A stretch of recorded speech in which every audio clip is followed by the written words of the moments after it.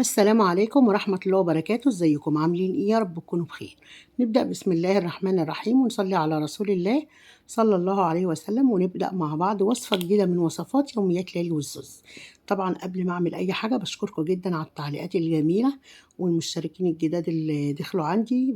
برحب بيكم طبعا في قناتي الصغيرة المتواضعة. هنعمل مع بعض النهاردة القرنبيط، هنعمله بطريقة سهلة خالص من غير زيت ولا قلي ولا حاجة، هنعمله في الفرن. مية بتغلي على النار فيها ملح وكمون وفلفل ومكعب مرق.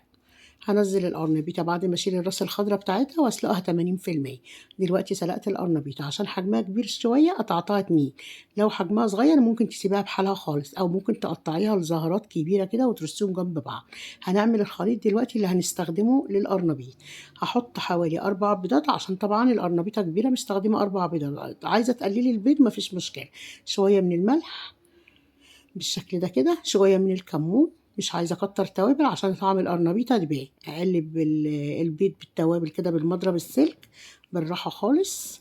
زي ما احنا شايفين هنزل كوباية لبن. في الوصفة دي هنحتاج من كوباية لكوباية ونص من اللبن، بس هحط واحدة دلوقتي على ما احتاج. كوباية من الدقيق على كوباية اللبن، وطبعا لو احتجت دقيق تاني ممكن احط، مفيش مشكلة. وعلى الخليط ده كده هاضيف نُص حزمة من البقدونس أو الكزبرة حسب الرغبة. يا البقدونس يا الكزبرة حسب الطعم اللي بتحبيه، وهافضل أخلط فيهم كده لمّا يتجانسوا ويدوني القوام اللي أنا عايزاه.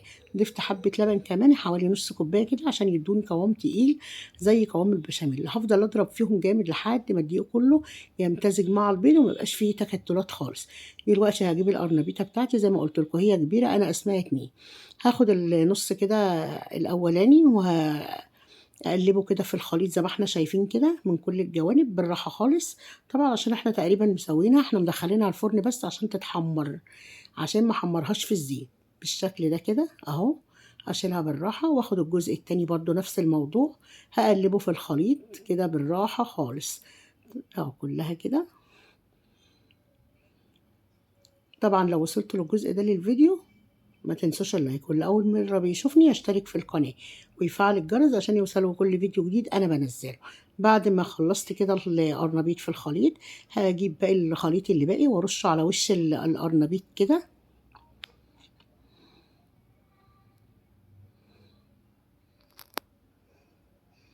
بالشكل ده.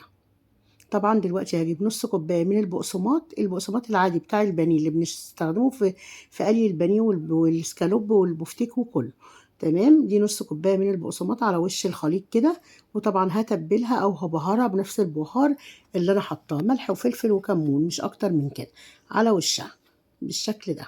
وطبعا زي ما قلت لكم مش هنقليها في الزيت، بس هنحط لها نص كوبايه من الزيت، ندعمها كده عشان برضو ما تستوي ما تبقاش طريه معايا.